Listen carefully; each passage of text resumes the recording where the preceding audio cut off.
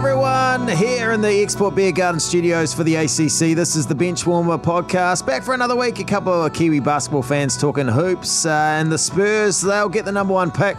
The only picks I get, the ones that no one wanted. Sorry, kind of unnecessary and burn from the outset, but I'm kind of gutted. The Lakers are out.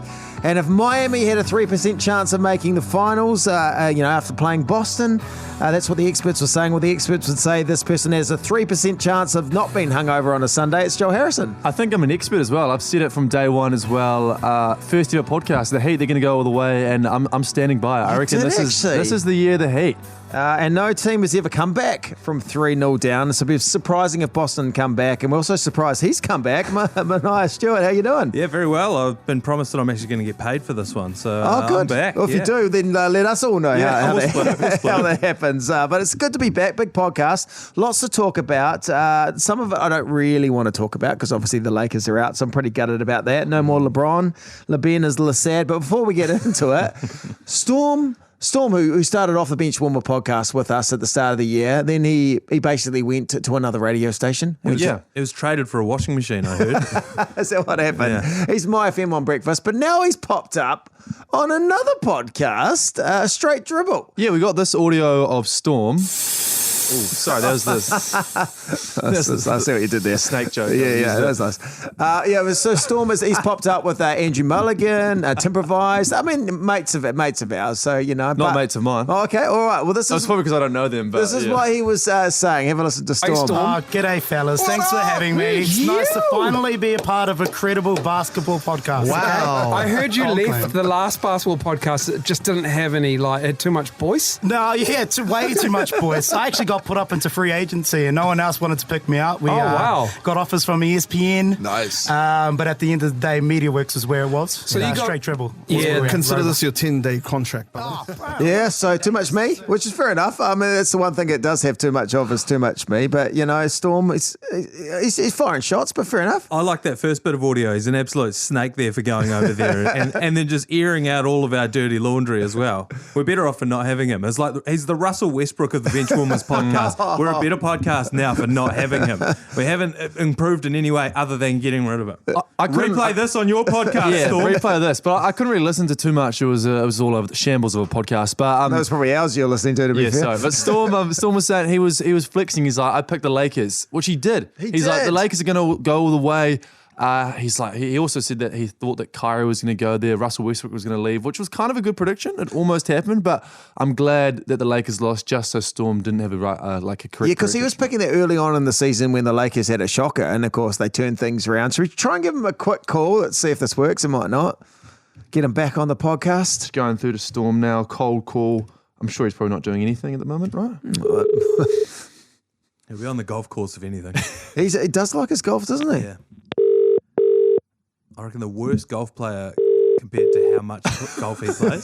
Oh, really? You play a little bit with him, do you? Yeah.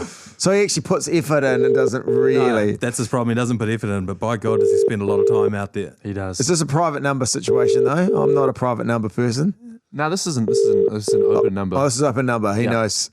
So it's not the IRD calling him? Yeah. We might not get him. Hi, you've reached Storm. Sorry I couldn't... Just play the snake audio down to him. Let's do that on the message. All right, here you go. And see if he knows who it's from. Just leave a message after the tone. Oh, too early, hang up or press the hash key. That's a snake sound effect because you're a snake. Snake. Yeah, that was it. Yeah, sweet. Okay, well, let's get it done. Let's rip into the starting five. This is the starting five for the Benchwarmers. Y'all ready for this? All right, get your half broom out, a little brush and shovel, because there's one sweep and then there's another almost sweep going on in the finals. I wanted to sweep things under the rug when the Lakers went out the other day, but we start with LeBron James at the moment, because he kind of hinted Manaia at retirement. Do you think that was just a flex to try and get some players like Kyrie on the team, or do you think he's genuinely thinking about it after 20 years? He has got 1 year left on his contract and it's worth $46 million. If he was to retire now, he would essentially be paying $46 million to retire. Yeah. Nobody is going to pay $46 million to retire. He's quite a drama queen, as old LeBron. Like, they call him the king, but he's actually the queen. He loves this kind of stuff, and that's what he was trying to do here. the main reason he's not going to retire is because after next year, his son's going to college next year, and then he could make the NBA the year after that. Everyone's saying he's not good enough, old Bronny Jr., so LeBron's going to be like, all right, if you draft my son, I'll come play for you. Yeah. So I reckon he's got at least another 2 years in him. Well, he's 38 years old now, and, you get a little tired, you're a little grumpy. You just played the whole game with no substitutions as well. So and he was balling too. Yeah, he was playing really well. So probably saying stuff he didn't really mean. And he didn't say he was going to retire. He just said he had a bit to think about. It's also just a great, a clickbait caption for the media to jump onto, which we're doing right now as well, which is awesome. But he'll be around. I reckon he'll stick around 2, 3, maybe even 4 more years. I mean, it feels like he does want Kyrie in the team, but 100%. It's very hard to make that work because the Lakers have gone, like having Anthony Davis, Russell Westbrook, and LeBron, and it's very hard to get other players other than vet minimum players in a squad, right? I reckon this is a bit of a long shot, but I saw Ja Morant, he posted on his Instagram today saying bye, a bit of a hint that he might want to leave the Memphis Grizzlies association. What if LeBron takes on Ja at the Lakers, takes him under his wing, mentors him, turns him into a good player and a great Well, he's already person. a good player, but you're right, mentoring Not a him. dumb person. Yeah. Maybe he's saying bye to the person that he just shot. I think that LeBron and Kyrie, there's this weird thing going on. It's like getting back with your ex because after a few years, they've been separated for a few years. All he remembers is the championship. All he remembers is being the only 2 players to put up 40 in a... The good times. Remember the good times. Doesn't remember all the bad stuff. Doesn't remember Kyrie saying. going in for not picking up his laundry, for leaving the dishes in the sink for too long. He's only looking at it through rose-tinted glasses. I think if they bring him on, the way to work the salary, now without getting too geeky and because I don't know too much about the salaries and how they work, but let's say, I think I looked at before, Kyrie's on $36 million a year for the Mavs, right, which is a lot of money to take out with the Lakers because you want to have depth in your squad. But you offer him a 3-year deal at $35 million, well, basically on average, so $105 million. But the first year you only pay him 15 while LeBron's there. And then the next year you pay him 45 and then 45. So he kind of takes over from LeBron with Anthony Davis. Can you do that as a salary? So you say you'll get $105 million over 3 years, but the first year, we're not paying you that much because we want you to play in a team that has better depth.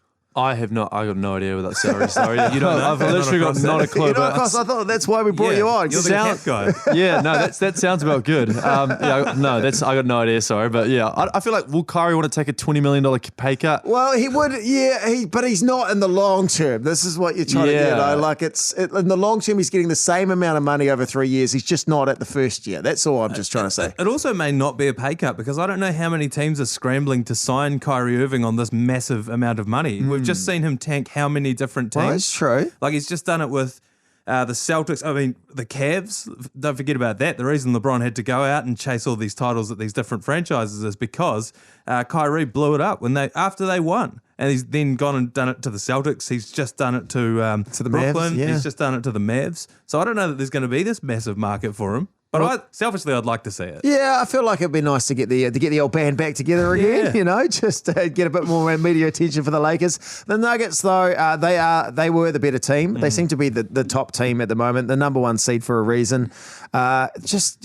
Joker's amazing. Jamal Murray's been incredible. Great role players, Bruce Brown, KCP. They're just a really, really good team, coached well as well. Yeah, and they play like a metronome as well. They just do their thing over and over again. Doesn't matter how you defend it. There's always going to be something that they can get away with. It's just it seems like so easy for them. And then Jamal Murray out of nowhere has recovered his bubble form. Yeah, 30 points in the first half the other day in one of those games. It's out of control. I was messaging the group chat. I was like, this guy's going off here. He's much better than I think people remember that he is. People sort of think of him as like a real average sort of okay starting point guard. But he was genuinely like a superstar. In that bubble playoffs when him and Donovan Mitchell were going 50-point game for 50-point game, it was excellent. I'm looking forward to watching him take on the Heat. Yeah, you think it's going to be the Heat? Because I know, Joel, you're a big fan of the Heat. But you got to be worried. I mean, you're watching Joker and Murray and the Nuggets just sweep the Lakers. I mean, you got to be a little bit worried about the Heat. If that is the Heat, the Celtics could come back. I'm very confident it is going to be the Heat. I'm sure. I reckon they'll get it done in Game 6 or Game 5. Sorry, I reckon they'll get it done in Game 5. I reckon it's not even going to come back to Miami. But it is a bit of concern because especially how big Joker is, and like Bam's been playing great this series. He's been marking the Celtics bigs men, but they're definitely no Joker. Like that first game, he put up I think 34, 21, and 14 or something. Like Ridiculous. He's just putting incredible numbers up. It looks like he's still not even trying. 2K numbers. 2K numbers, but it's like... Yeah, true. And then he just shoots a 3 out of nowhere, you know, like and just nails jumping. it. Yeah, and he's just incredible. He ties his wedding ring to his shoes, which I think is a risky move. I saw that. Every game, you know. What did he do that his wife has said, I need to see that wedding ring on you every time you're on TV? Yeah. You know, we're married, but I'm just going to take it off the, you know, put it on there. I don't wear a wedding ring as well. Did you were saying it helps you when you go to the strip clubs, right? It was it's good to get you with the younger generation. I just not a jewelry person as well, so I ended up getting a little tattoo on the wing. But for many years, I had the Roman numerals because we got engaged with Rome tattooed along there, which my wife was like, lovely, but no one knows what that means. No, you know. But I was like, I know what that means. Even her, you've just pulled the wool over her eyes. Yeah. But I feel like you're right. That feels like a risky move. I'm sure that ring's not cheap. No, but also it reeks to me of like, you know, when you see a couple, all of a sudden they have a joint Facebook page, like Tim and Sharon. And it's just like, what did Tim do that you now need to take his Facebook DM rights off him? He's DMing up a storm, isn't he? That's why I think Jokic was just like, well, you know, I'm playing basketball. I can't be wearing the ring on me all the time. You can. She's like, why don't you tie it to your shoes? He's like, I know. Yeah, he's doing it. The Lakers, Joel, you tasked me with coming up with a song. Yes. To fit every round in this one. Well, I couldn't think of anything better for this as a Lakers fan. Hello, darkness, my old friend. Appropriate song, but it was a good season by the Lakers to come back from being what are they? Were they 10-2 at the start of the year? 2-10. Yeah, 2-10. Sorry, the other way around, and then they had pretty much no real chance going into that trade deadline, and then they were one of the best records from there on. But it kind of felt like the opposite. What's that cool trendy station you listen to, George FM? And they're like all gas, no brakes. They were kind of all brakes, no gas at the end of some of those games against the Nuggets. And I've seen the Los Angeles, the police department, they put a missing person case out for D'Lo as well in the final, on the playoffs. He's gone missing. What happened? Yeah. 3 points I think he had. He's always been a streaky player though, D'Lo. There's a reason they sacked him the first time around. He was the guy who was filming old Nick Young, admitting that he was cheating on his partner. And then Nick Young, the next time we saw him playing in the NBA, he had his wedding ring tied to his shoes. So I don't know. There's definitely a theme emerging. He got I think the games he got more than 15 points the Lakers won, but it was just, as you say, it was kind of streaky with D'Lo. You can put it on a night, but those players that were so big after the trade deadline, they didn't all get a lot of game time in the end, except for Rui Hachimura. Yeah, I was very impressed with Rui. He looked great. I feel like he is a great player, and he's fitting in well at the Lakers. But also Austin Reeves, he's just he's a very talented guy who I reckon is gonna do big things. LeBron James. He's going to get paid too, by the sounds of it. He's going to get a lot of money, which is hard for the Lakers to keep everyone together. But I think we also talked about this last week with Tom Abercrombie, if I could just name drop there. But he was saying about playing in Denver, how high, it's Mile High City, how hard it is, and how you just gassed. And I felt like some of those games to the Lakers, they were close, but they just ran out of gas. For years, the Denver Nuggets had always stacked their teams with athletes. You remember when Andre Iguodala played there, Ty Lawson, they had all these guys who would just sprint back and forth up and down the court, because every home game, it's like you're breathing through a straw. And so for some reason, and everyone just sort of dismissed that home field advantage for them, because they've got their star player who looks like, I don't know, just one of the office workers that you'll bump into at the YMCA on a Wednesday. But it's a genuine thing. And when you're 38 years old, how old is LeBron? 38? 38 years old, yeah. It's going to kill you, and that's going to be a massive advantage for them going forward as well. I love his brothers too, Joker. Yeah. His brothers, they're all tatted up. They're loving it on the sidelines. They look like his heavies, like they're from a Lock, Stock and Two Smoking Barrels movie or something. Seen the videos of him in off-season? He rides his trotters. He's got horses that he races around. He's sitting in the sulky in the back with his feet over their ears, just riding around the horse track. It's brilliant. The Mile High, playing up there in the altitude. Do you reckon the beers are the same for the fans? Oh, Joel Harrison's got a notification on his email. But do you reckon the beers are the same up there? Have you had them in the sky? They're meant to, kind of make you more intoxicated? Yes. I thought you meant the animals. Sorry, no beers. I haven't been taking beers into space or anything like that. But yeah, I was wondering that as well. If you're having booze as fans, do the fans get more rowdy? I would hope so. Yeah, because I went on a plane recently. Congratulations. And, I had three beers. And it felt like 15 for me as well. You probably had 15 beers and lost count after 3. I think that's the way it went, right? Apparently altitude doesn't change alcohol, but I reckon that's a myth. No, but isn't it the lack of oxygen though? Because if you're sitting in the plane, they've got the fake oxygen getting pumped in there. I imagine it'd be like I don't know if you've ever drunk in a spa, but man, you get hammered sitting in a spa. I think it's the dehydration. Yeah. And you can really pound through the beers as well. I was on a flight to Fiji once and they over-poured for this group sitting up the front, about 12 glasses of red wine. And just as they were landing, they'd noticed we'd had about 4 glasses of beer each. And so they came down and goes, look, we're about to land, but can you guys polish these off because we can't put them back in the bottle? Oh, that doesn't happen often, does it? So on a landing aeroplane, we're trying to get through 3 glasses of red wine each as this thing's hitting the tarmac, and then we come stumbling out through customs. We're ready for your holiday. Yeah, absolutely. So I reckon so. Well, what are you saying? We should fly over there and test this theory? Yeah, I think we should. I think we should. On the plane ride, and then when we're there as well. I feel like it's a great idea. Well, the finals, they're going to be there. Some of the games are going to be there. Although before we move on for the Lakers, there was this incident that happened with LeBron James accidentally, and it did seem accidental, elbowing referee Scott Foster in the face. My bad, Scott. All good. You've been wanting to do that for 25 years.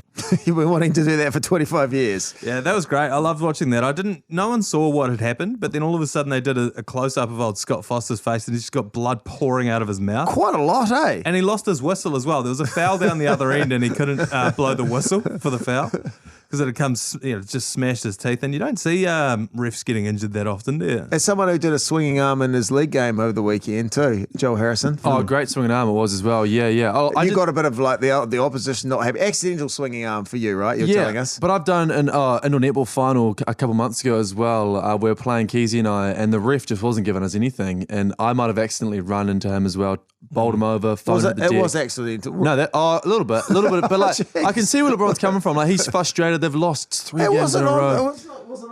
It wasn't on purpose though. He was. Yeah, I don't know. You were dirty player. Oh, come on. Cheat. Oh, come on. Here we go. On the other side, okay, the Nuggets are through. They're looking very good. The team to beat. The Heat, out of nowhere, really have come alive this playoff season as well, from only just scraping through. Jimmy Butler's been incredible. Have they got enough to knock? Well, it feels like they're going to knock over the Celtics. Yeah, probably. 100%. Yeah, I'm with Joel on that. I reckon this is only going 5 games. It's going to be a gentleman's sweep. And I am all on board with the Heat as well. Yeah. I just love the way they play. 7 of their players are undrafted.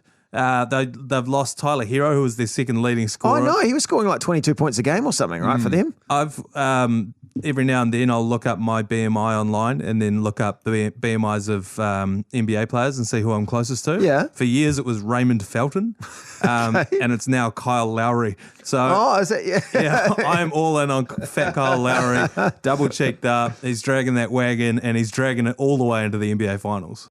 But as you're talking about, there's Strus, there's Vincent, these players are playing really well, the undrafted players. Caleb Martin. Yeah, Caleb Martin. Shooting like the Warriors team I saw someone say of a few years ago. Yeah. Like they're just lighting it up from 3. So it's pretty incredible. And I think we've got some Jimmy Butler audio that kind of sums up their attitude going into the finals. Do you think then that something like this would be possible? Damn right.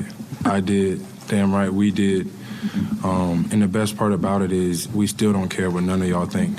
Honestly speaking, we don't care if you pick us to win. We never have. We never will. It's kind of cool. I kind of like his attitude, He's pretty awesome. I love Jimmy Butler. I love his whole attitude. Have you guys heard the Michael Jordan Jimmy Butler theory? Oh, the rumor that he's the son, right? Yeah, so he was born in 1989, 9 months before that. He was born in Houston. Who played 9 months before that in Houston? Michael Jeffrey Jordan. You've gone down the rabbit hole here. Oh, yeah, and there was a rumor that Michael Jordan was paying off Jimmy Butler's mum, and then when Jimmy Butler was 13, the payments stopped. Then Jimmy Butler finds himself turfed out by the mum. He was homeless, wasn't he? Homeless for a period. And this is a very almost Jordan-esque sort of run. He's doing it all with mid-range jump shots, steals on defense.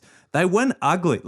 He's not a traditional superstar, and I don't think any kid's going to be hanging a Jimmy Butler poster up because he doesn't have an attractive game. It's an old man game. It's fakes. It's baiting people into fouling. He's not like jacking threes or throwing down sick dunks or anything like that. But it's awesome. It's awesome to watch the fight. He just keeps fighting as well. And I liked it. I mean, Grant Williams tried to take him on, and a lot of people he poked the bear. But I thought it was kind of good because at that stage, no one from Boston was really doing anything.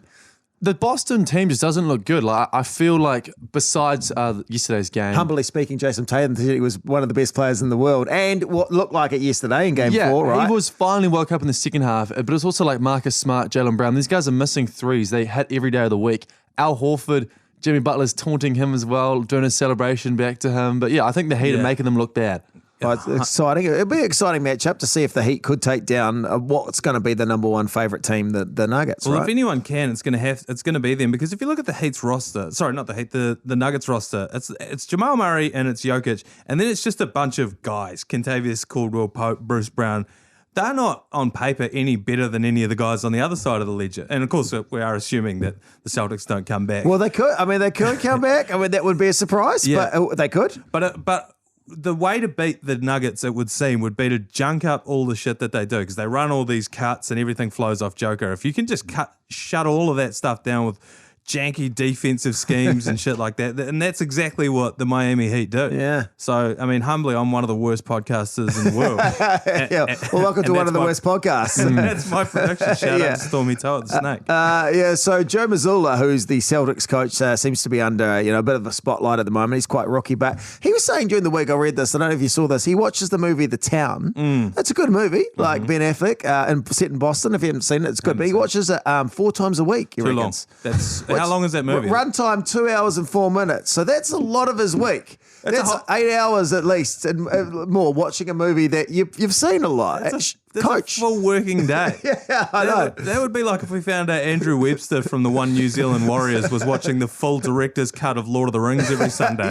Yeah. He'd be like, use your time better. Use your time. I mean, maybe he's clearing emails, he's doing some other stuff while it's on, but it seems like maybe it's just background noise, but it's a lot of time watching a movie. Maybe you should be watching more basketball, more like good coaches, so he can learn a thing or two to improve his game a bit. Now, Jason Tatum obviously played incredibly well, humbly one of the best basketballers in the world. Quick quiz, guys. Jason Tatum or Jason Statham? Okay. See how you go. I'll throw this out here. It might not work, but hey, we're one of the worst, humbly speaking, one of the worst podcasts in the world. According to Storm Hitoa. Born in the United Kingdom. Well, it's got to be Jason Statham. Oh, geez, you guys are good at this. Plays for the Boston Celtics. Yeah. Tatum. Jason Tatum, yeah. Diver at the Commonwealth Games who represented England and New Zealand. I do know this one. Yeah. It's Jason Statham. Yeah. And that's all I had with that one. But that one, that game won't be back. That's brought to you by these guys.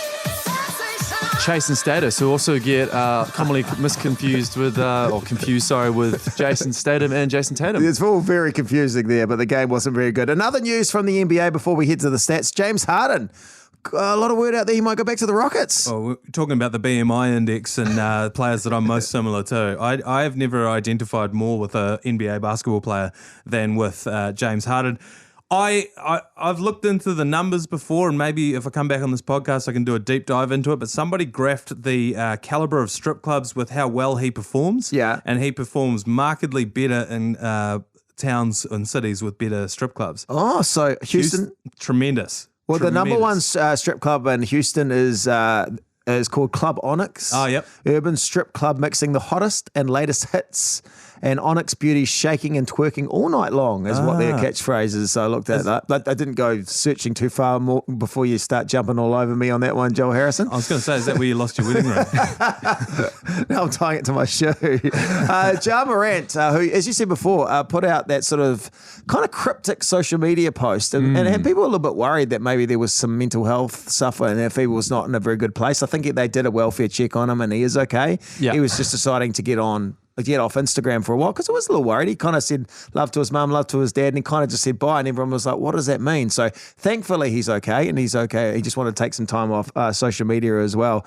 But there was during the week that he had an apology coming out, and ChatGPT That's right. looked like it may have written the apology because if someone typed in, write me a paragraph, to basically say to apologise, it was pretty much word for word what GPT spat out. Yeah, that's exactly what he's done there, which is lazy stuff from his PR team. I think Ja Morant's really only got one thing to apologise for, and it's one thing that he needs to change, is put the phone away.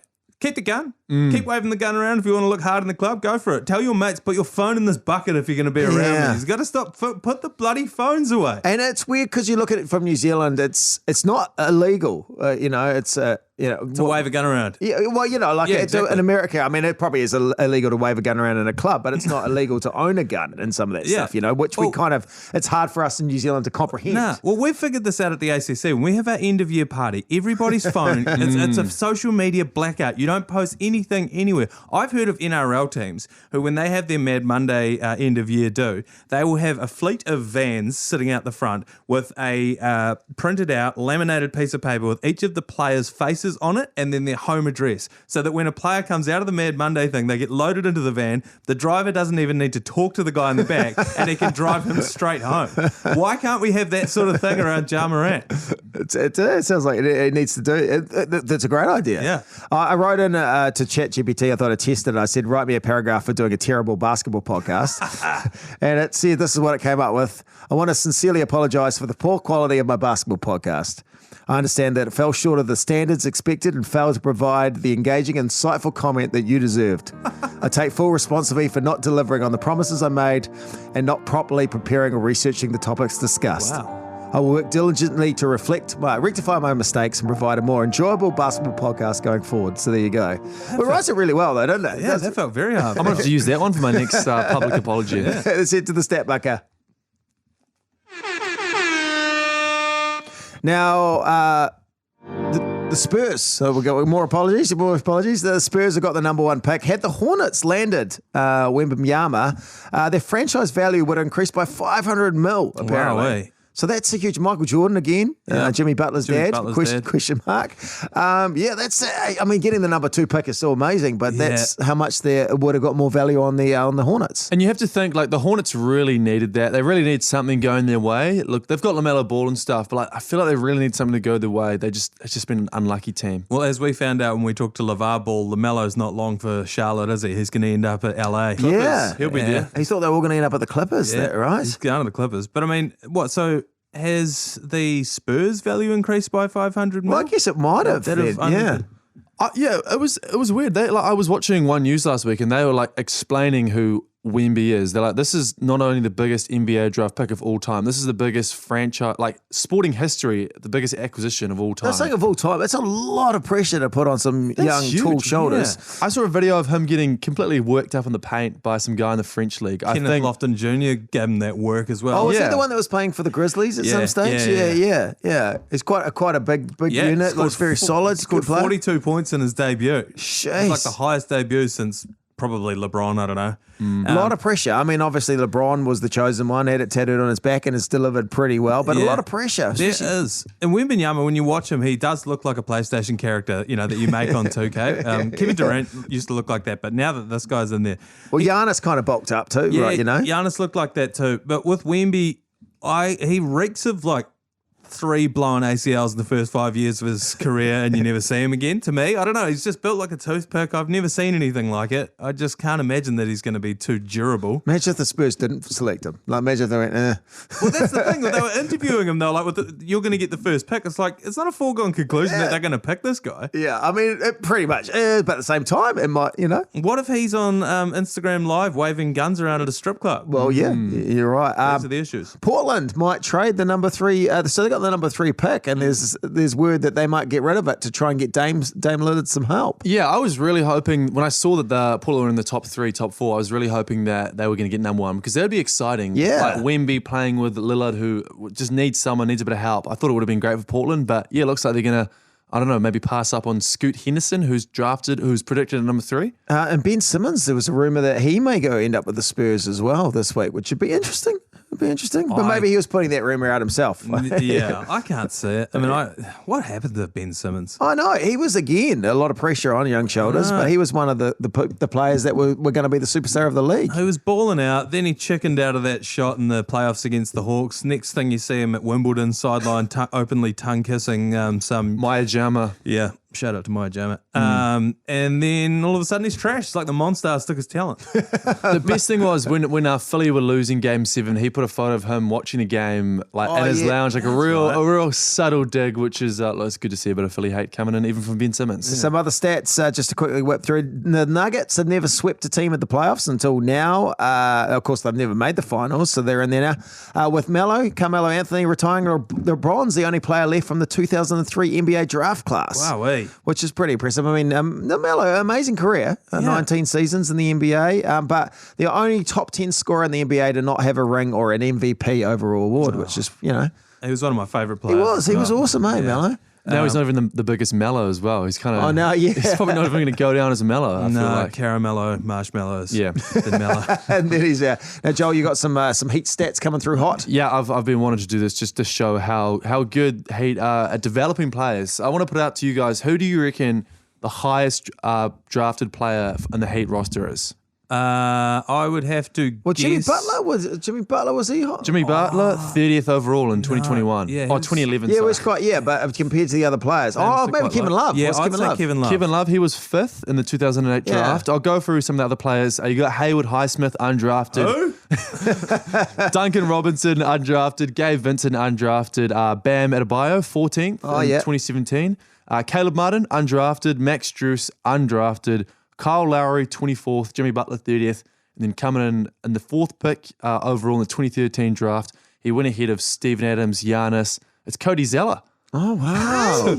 Yeah, 4th. He went to the Charlotte Bobcats, so it's probably also, and it was another horrible pick for Charlotte, but yeah. Interesting fact that I thought. Shout out to Cody Zeller. God, you notice him when he's on the floor, don't you? Yeah, he really doesn't look like he should be playing NBA. Doesn't look like an NBA basketball player. He's running the roll-on deodorant head, and he's also got the Phantom of the Opera mask that he plays in as well. He's been running that for a long time. Do you know why he is he's going bald, Joel. Oh, okay, he's running out of hair, and that's why he's been running the roll-on deodorant. Now, the mask, you mean? Yeah, the mask. I don't know. Players have this all the time. Jaylen Brown's got one as well. Well, he doesn't need it now, apparently, but he took it off for a game and they didn't win or he didn't play well, whatever. Now he's kind of superstitious that maybe that's his thing. Rip Hamilton wore one for like a decade for the same reason. I don't know. Maybe we should start doing this podcast in masks. Get some masks going on. Yeah. He's due a lot of money too, Jaylen Brown. That's going to be interesting to see if they do decide to keep the two J's together, you know? I feel like you kind of have to, don't you? They're young too. They're young. And sorry, Joel, you're the cap man. How does it work financially? Yeah, well, it looks like don't even answer that currently question. At the moment, I've done a bit of research on this one. Okay. So I think Jaylen Brown's at about 28 mil a season at the moment, but because of his All NBA selection, I think he's going to be going up to 64 mil. So is Jason Tatum, the cap man, which is a lot of money. And it's like, look, is it worth it? Do you get rid of Marcus Smart? I don't know. Something's going to change in there. They're a pretty good team. I mean, again, they made the finals last year. They're a couple of games away from the finals this year. There's got to be some change there, mate. A roster like that, not winning, I don't know. I'm upgrading you from the pants man to the cap man. The cap man. That could be, I do love wearing a hat as well, so probably should put one on now. I've never seen him without pants, though, to be fair. Alley-oop time.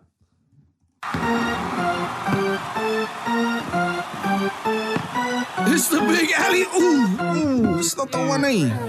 Speaking of snakes. Oh, yes. Storm made that intro. R.I.P. Storm. Now, Jimmy Butler, another reason to love Jimmy Butler. He was going through a security check to get into the stadium the other day for one of the games. And Ernie Johnson, who does a great job on the broadcast on the TV, came along and said hi to him. And afterwards, Jimmy was pretty excited that Ernie knew who he was. Y'all saw that?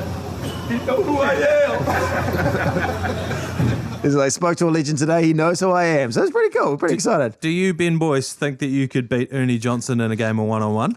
Well, I'm not particularly... I haven't seen him... Well, I feel like I might have a few years on him, but not many. I don't know. It'd be a good battle, actually. I feel like he's probably got some smarts. Basketball IQ. Yeah, he's got some IQ. Did he play at any particular level? Because I definitely didn't. No, I don't know.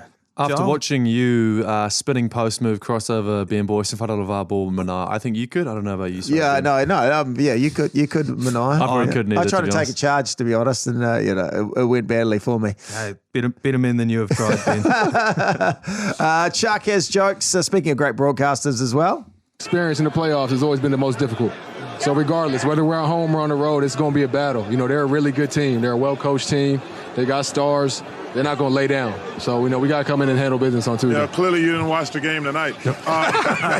So when we're talking about great broadcasters as well. Yeah. When were we talking about great broadcasters? I said Eddie Johnson was a great broadcaster. I thought you were talking about you and sorry, you. I wasn't. Yeah, no, definitely not speaking of great. Mate, do you want to apologise again? I've already done one apology as well. A pretty funny, Chuck. Yeah, we always talk about it. They do a great job, and that was obviously when the Celtics were not doing great. Yeah, there's still a couple more. Well, maybe one more game, maybe a couple more games to go. Who knows? I think one. And Shaq told a good story this week that I stumbled across. Maybe it's old. This is when Joel comes in and goes, "Oh, that one was from 4 years ago," or something like that. I'm like, all right. Well, I just discovered it this week. He was on. They were replaying some great stuff from chat shows in America, and he once found David Beckham's wallet. Beverly Hills, and I found the wallet. Usually, when I find wallets, I just take all the money out and just throw them. Sure. But this is a nice wallet, so I looked, and it said David Beckham. I was like, can't be. And I looked at the ID, and it was David Beckham. So I didn't want to just give it to the front desk, so I tracked him down. I was like, David? Well, no, first I played a joke. I was like, I have your wallet. I have your wallet. It's going to cost you $1 million to get it back. But he knew it was me. Yeah. Shaq, stop playing. I was like, Dave, I found your wallet. Yeah. Funny thing is, yes, the funny thing, he said, hey, there was some money in it as well. You know what happened? I was like, nope. Yeah, so he took the money, I think, by the sounds of it. But yeah.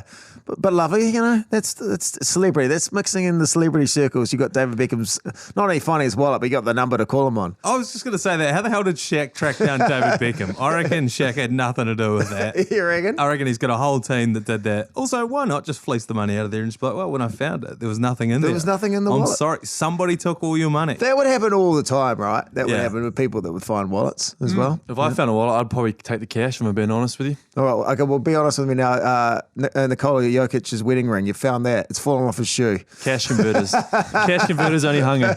It's okay. I love how you know where it is. Something else I enjoyed this week, Austin Reeves came in after a game. He had sort of wet hair. The wet hair look, and he looked very emo with the wet hair. There was some great some sort of lines going around. Like, he looked like he was in an emo band, and there was some great social media comments. These are some of my favourites on there. Panic at the Crypto. Yeah, I thought it was pretty good. Great. Blink 182 down. Oh, so Blink 180 down 2. That was when the Lakers were down 2. Lead singer of Foul Out Boy, which was good, and 3-second time violation to Mars. Yep. And then when you need to work on all the small things was because the Lakers weren't doing well, and got swept from that series. But he looked totally different with his hair wet, didn't he? Yeah. He feels like, when you see his style, he looks like one of those guys who's just a true baller. Like, he doesn't go to look good in fashion situations and stuff. He's just wearing like track pants and with his hair down. He's so nothing. It's like he needs to get a couple of, what is it, VC on 2K when you can do your player up. He needs that. What he should do as a real statement of intent next year, sign his $20 million deal and then show up in cornrows. I reckon that'd be a real statement of intent. Something like that, yeah.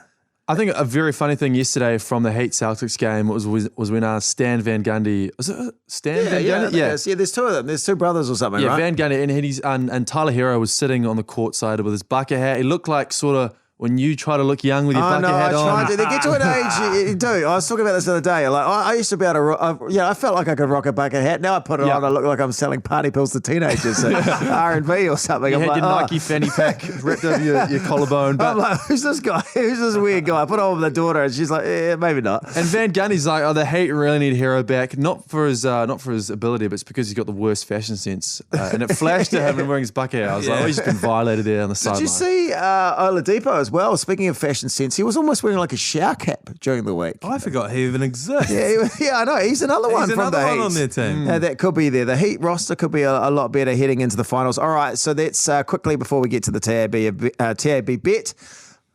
We're thinking Heat. We're thinking it's going to be Heat Nuggets finals. This time next week, we'll be looking forward to the finals. That's what we're thinking. No surprises.